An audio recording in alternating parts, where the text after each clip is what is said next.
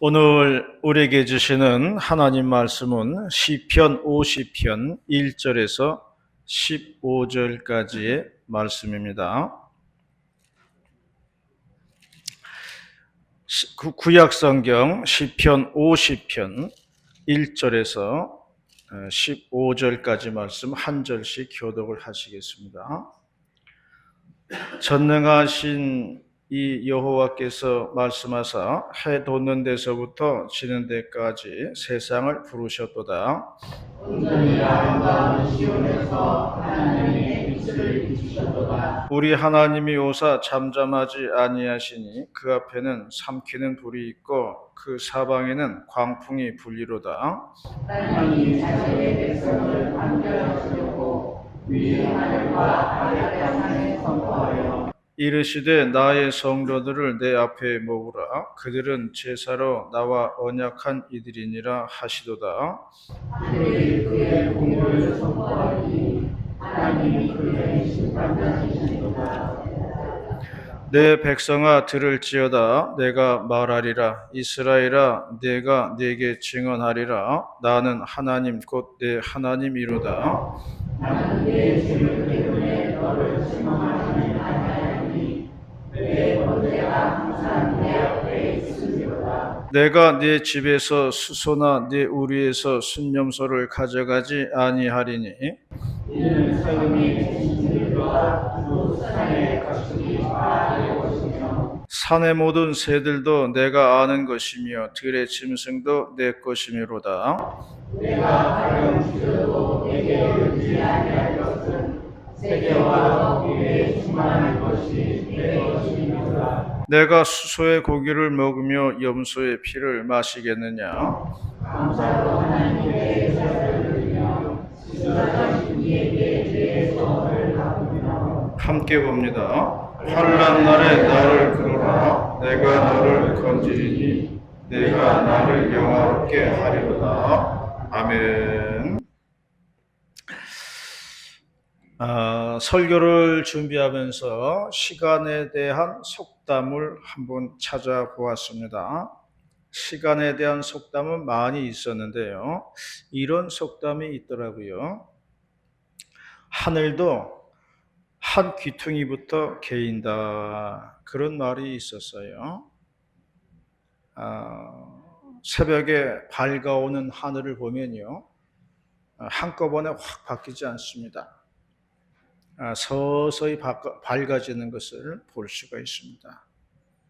해가 뜨지 않았는데 서서히 어둠이 벗겨지는 것을 여명이라고 합니다. 그러다가 온 세상이 환하게 바뀌는 것을 볼 수가 있는데요. 그러므로 여기서 우리에게 주는 그런 교훈은 세상 만사는 단번에 한순간에 바뀌는 것이 아니다라는 것을 말해주고 있습니다. 서서히 조금씩 바뀌지만은 나중에는 시간이 다 해결한다 하는 그런 교훈을 우리에게 줍니다. 또 이런 말도 있었습니다. 과거는 지나갔지만 교훈은 남는다. 그런 말이에요. 2024년도는 지나가지만 이 해도 우리에게 많은 교훈을 남겨주고 있는 겁니다. 우리는 이 한 해를 살면서 많이 깨달은 것이 있습니다. 그리고 배우고 우리가 깨달은 것만큼 우리는 성숙해진다는 것을 알아야 되겠습니다. 오늘 2024년도 성구영신 예배를 드리면서 우리에게 주시는 하나님 말씀 듣도록 하겠습니다. 첫 번째로 말씀하는 것은요, 감사로 제사를 드리라 말씀을 했습니다. 14절입니다. 14절 말씀 시작. 감사로 하나님께 제사를 드리며 지도자신 이에게 내 소원을 갚으며. 구약의 제사는 짐승을 드리는 제사입니다. 그래서 소나 양이나 염소나 비둘기를 잡았어요. 짐승이 없는 사람은 곡식을 드렸습니다. 그래서 곡식 드리는 제사를 소제라고 말을 하였습니다. 그래서 구약의 제사는 짐승을 드리는 제사가 주류인데요. 백성들이 짐승을 가져오면은 제사장이 그걸 잡는 거예요. 그래서 짐승의 피는 제단 옆에다 쏟아붓고 짐승의 몸을 각을 떠가지고 제단 위에 올려 놓습니다. 그리고 불을 피우는 거예요. 그러면 제물이 타지요. 그러면 연기가 나죠. 성경은 그것을 가리켜서 향기로운 냄새다 그렇게 말을 하였습니다. 연기가 하늘로 올라가서 하나님을 기쁘게 한다는 그러한 뜻이에요. 이것이 구약의 제사입니다. 그런데 오늘 본문에서는요, 감사로 제사를 드려라 그렇게 말씀을 했어요. 오늘 본문 전체적인 맥락을 읽어보면요, 하나님께서는 의미 없는 짐승 제사보다는 우리의 마음을 드리라는 거예요. 하나님께서는 우리의 마음을 받으시겠다는 겁니다. 그 마음이 뭐냐? 그게 바로 감사의 제사라는 거예요. 하나님께 감사의 마음을 가지고 드리는 제사를 하나님께서는 기뻐하신다는 말씀입니다. 창세기에 보면은 가인과 아벨의 제사가 나와요. 가인은 농부이기 때문에 곡식으로 제사 드렸어요. 아벨은 목축을 했기 때문에 짐승을 드렸습니다. 그런데 하나님께서 가인의 곡식 제사를 거부하셨다고 했습니다. 그리고 아벨의 짐승 제사를 받으셨다고 기록되어 있어요. 어떤 사람들은 말하기를요, 하나님께서는 곡식 제사는 받으시지 않는다고 말을 하지만 구약에는 곡식을 드리는 소제가 있었습니다. 가장 중요한 건 뭐냐면요, 하나님께서는 제물을 드리는 사람의 마음을 보신다는 거예요. 제물이 죽는 것처럼 내가 죽어야 된다는 거죠. 제물이 제단에 바쳐지는 것처럼 내 자신이 바쳐져야 된다는 거예요. 그러므로 제물보다 더 중요한 것은 드리는 사람입니다. 드리는 사람을 받으시는 거예요. 짐승이나 곡식을 받으시는 게 아니라는 거예요. 그래서 본문에서 말씀하시기를 감사로 제사를 드리라 이렇게 말씀을 하고 있는 겁니다. 성경의 다른 곳에 보면요, 하나님께서 받으시는 제물은 상한 심령이다 그렇게 말씀을 했어요. 하나님께서는 우리가 상한 심령을 갖고 나오는 것을 좋아하신다고 말씀을 했습니다. 그 어떤 제물보다도 하나님께서는 우리의 상한 심령을 가지고 나올 때 그걸 귀하게 받아주신다 그렇게 말씀을 했습니다. 조사에 의하면요, 젊은이들 가운데 70%가 부모님을 싫어한다고 그래요. 그 이유는 부모님에게서 자식들이 상처를 많이 받는다는 겁니다. 자식들이 상처를 많이 받는데 그게 부모들한테 받는다는 거예요.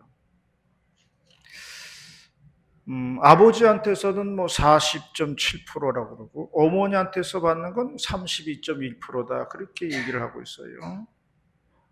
상처를 받는 이유는 부모들이 자식하는 말 때문이라는 거예요. 자식한테 함부로 하는 말투, 여기에 자식들이 상처를 받는다는 거예요.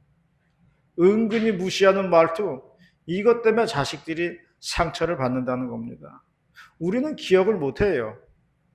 우리는 잊어버려요. 그러나 그 말을 들은 자식들은, 자녀들은 마음속에 그 말을 기억하고 있다는 겁니다. 제가 부교육자 때 결혼 안 하신 그 여 전도사님이 계셨어요. 나이는 그때 한 50대 후반으로 되셨는데 성격이 얼마나 과격한지 말을 막 함부로 막 하는 거예요. 포근한 스타일이 아니라 막 거친 스타일입니다. 그래서 말을 막 직설적으로 막 안 가리고 막 하는 거예요. 그래서 그 말을 듣는 교인들이 상처를 많이 받았어요. 그런데 전도사님이 또 말하기를 뭐라 그러냐면, 아이, 그래도 나는 뒤끝이 없어. 나는 뒤끝이 없는 사람이야. 그러셔요. 진짜 뒤끝이 없는 사람 같아요. 막 화를 내다가도요. 또 다음날 되면은 또 언제 그랬냐는 듯이 아주 그냥 그 일을 잊어버리는 것이었어요. 이분은 그렇게 뒤끝이 없는 분이었는데 듣는 사람들이 뒤끝이 오래 가는 것을 봤어요. 말한 사람은 뒤끝이 없어요. 근데 그걸 듣는 사람은요, 뒤끝이 오래 가는 거예요. 사람들은 다 마음의 주머니가 있는 것 같아요. 그래서 그 모든 상처들을 자신의 마음의 주머니에 담아두는 것 같아요. 그리고 때와 상황이 맞으면요, 다시 그 마음의 주머니를 풀어 헤칩니다. 그래서 막 10년 전 게 나오고요, 20년 전 게 나오고요, 어린 시절 얘기까지 나오는 거예요. 저희 어머니가 70 되셨을 때 저희 외할아버지가 90이셨거든요. 언젠가 어머니께서 외할아버지한테 옛날 일을 가지고 따지는 거예요. 언제적 일이냐 하면 저희 어머니가 5살 때 얘기입니다. 그때 얘기를 하는 거예요. 그때 외할아버지가 퇴근을 하고 집에 오신 거예요. 근데 어머니가 외할아버지 집에 왔으니까 붙잡고서 아버지 구두 하나 사주세요. 그러면서 이렇게 달려들었다는 거죠. 그때 외할아버지가요, 발로 뻥 차면서 저리 가라 그렇게 했다는 거예요. 저희 어머니 항의가 뭐냐면은 그때 왜 구두 사달라고 했는데 발로 뻥 차셨어요? 이겁니다. 5살적 얘기하는 거예요, 지금. 90 되신 할아버지는요, 그때 그런 일이 있었는지 없었는지 기억도 못 해요. 그걸 50이 다 된 제가 듣고 있자니, 야, 이걸 웃어야 될지 울어야 될지 난감하더라고요. 제가 얘기하고자 하는 건 뭐냐면, 사람들은 다 이렇게 마음의 상처가 있다는 거예요. 하나님께서는요, 그런 상처를 가지고 나오라는 거예요.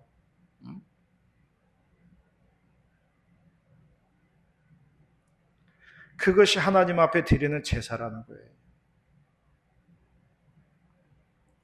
그런 마음의 보따리 하나 풀어놓지 못하고 자리에만 앉아있으면 그게 무슨 제사냐는 거예요. 그래서 하나님께서 상한 심령 받으시겠다는 거예요. 가져오라는 거예요. 진정 우리가 이 자리에 나온 것은요, 근본적인 문제를 가지고 나와야 하는 겁니다. 그것은 재물이 아니라 우리 자신이라는 거예요.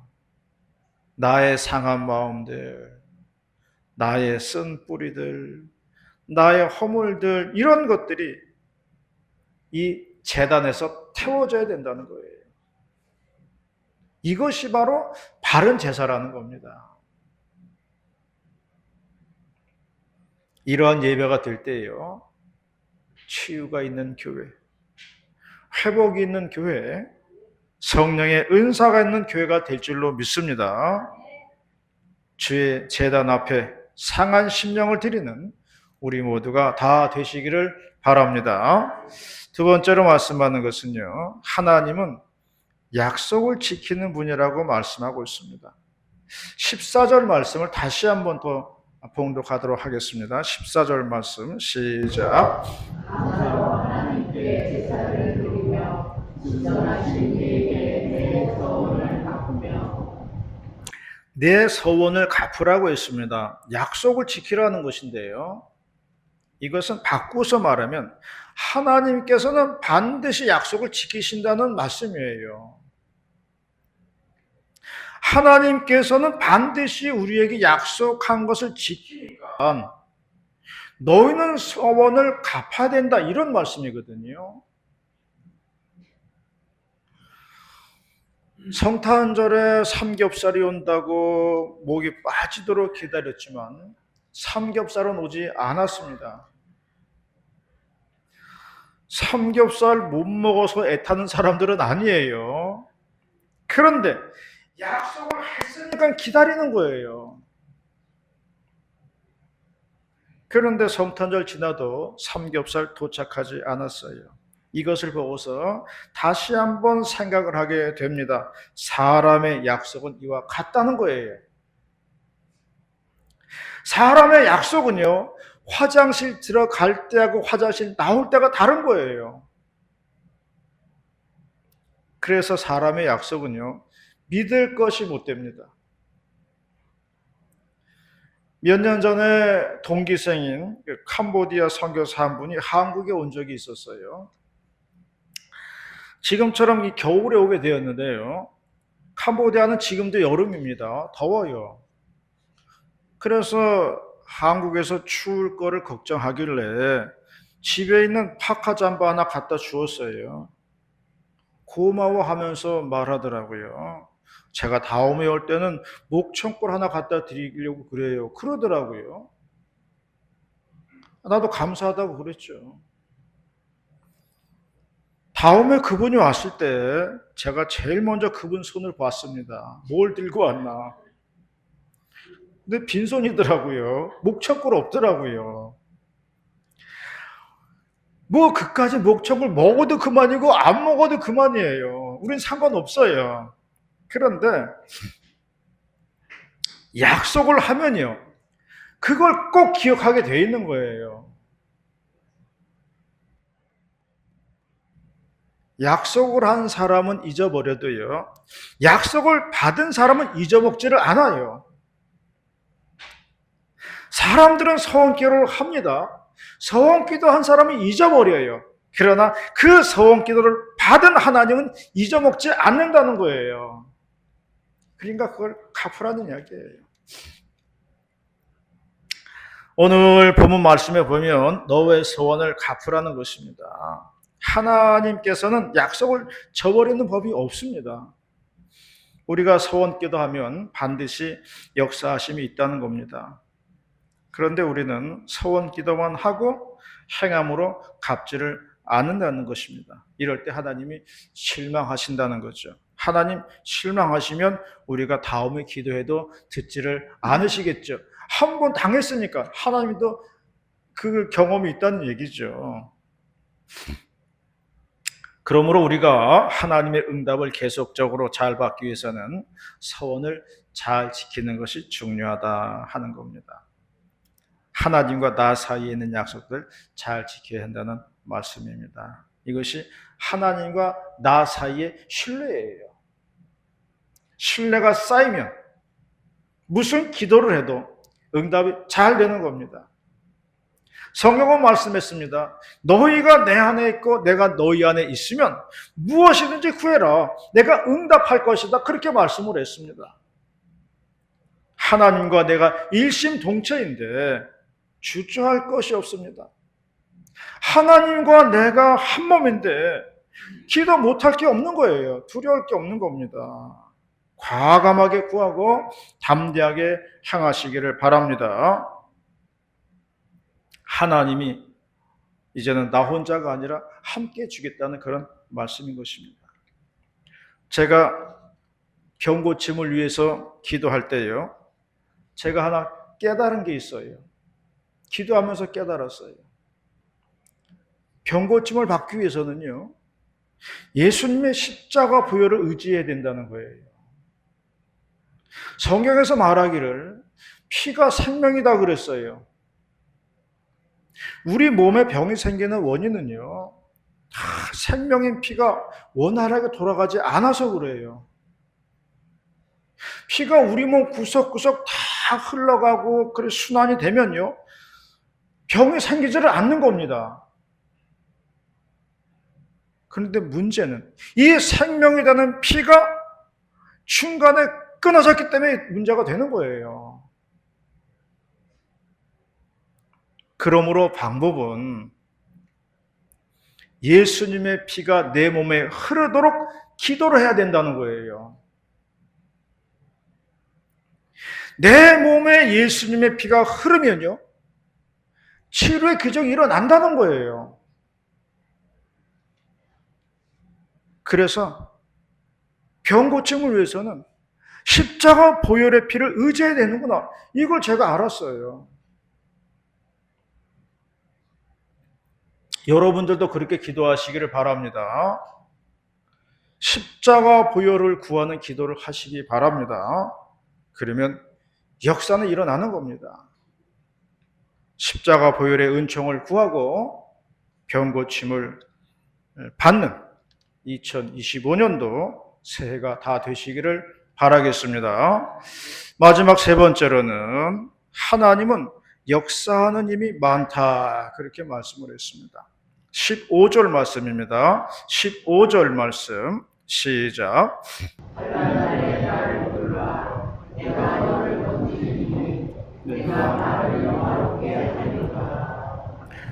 제가 신학을 공부하고요, 부교육자를 할 때 목사님들이 말씀하시기를 신년 감사의물을 드릴 때 소원을 적어서 내라, 그렇게 말씀을 하셨어요. 그러면 제가 1번 봉투에다가 1번 2번 3번 이렇게 해가지고 적어서 냈죠. 그런데 적어서 낼 때는 이게 될지 안 될지 알 수는 없어요. 그냥 소원이에요. 적어내라니까 또 적어내는 거예요. 그 당시에는 결혼을 못했기 때문에 1번으로 결혼 적었을 것 같아요. 1번 결혼하게 해주세요. 2번 그때 어머니 교회 안 나가셨으니까 가족 구원 이렇게 적었겠죠.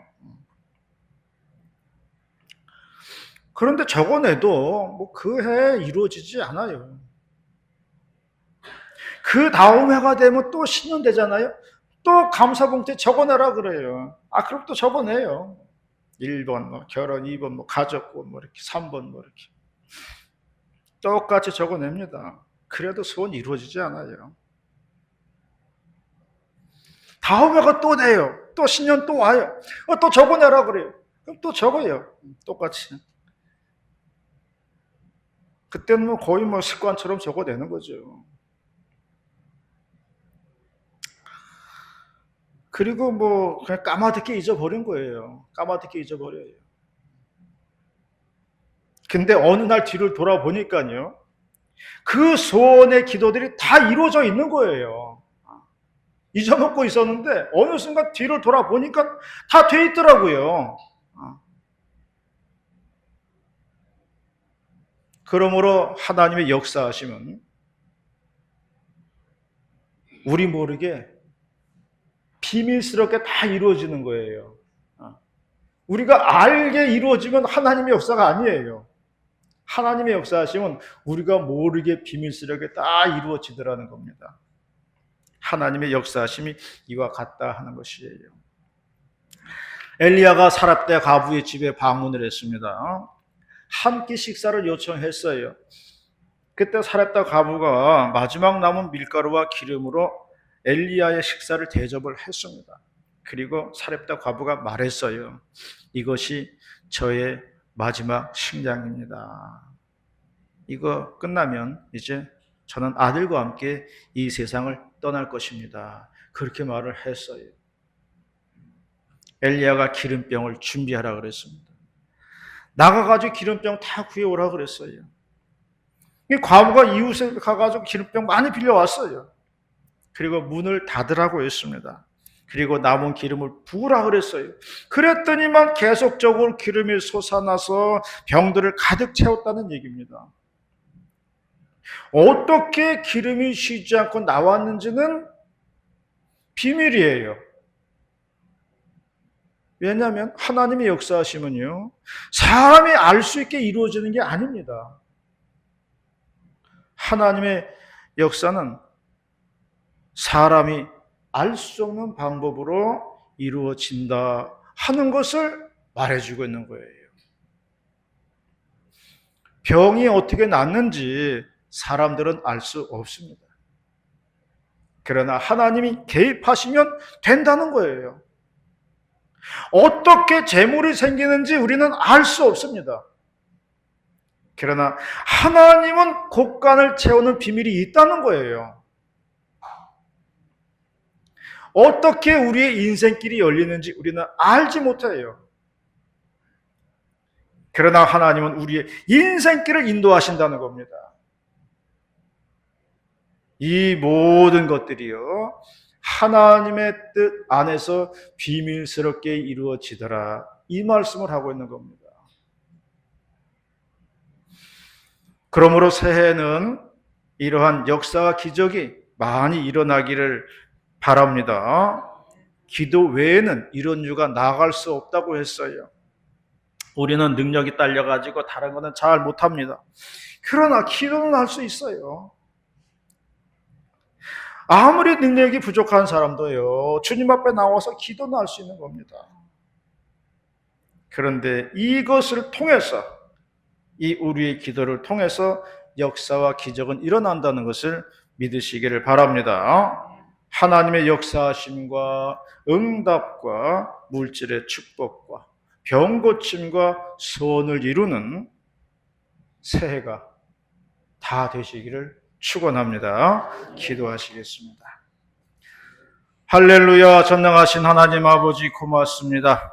2024년도를 마치고 2025년도를 기대하면서 귀한 말씀 내려주셔서 감사를 드리옵나이다. 귀한 신령한 말씀, 신비의 말씀, 비밀의 말씀 깨닫게 해주셔서 감사드리옵나이다. 이 비결을 알고 주님 앞에 기도하여 하늘의 축복을 받는 복된 성도들, 새해가 다 될 수 있도록 복 내려 주시옵소서. 할렐루야. 감사드리며 예수님의 이름으로 기도 올리옵나이다. 아멘.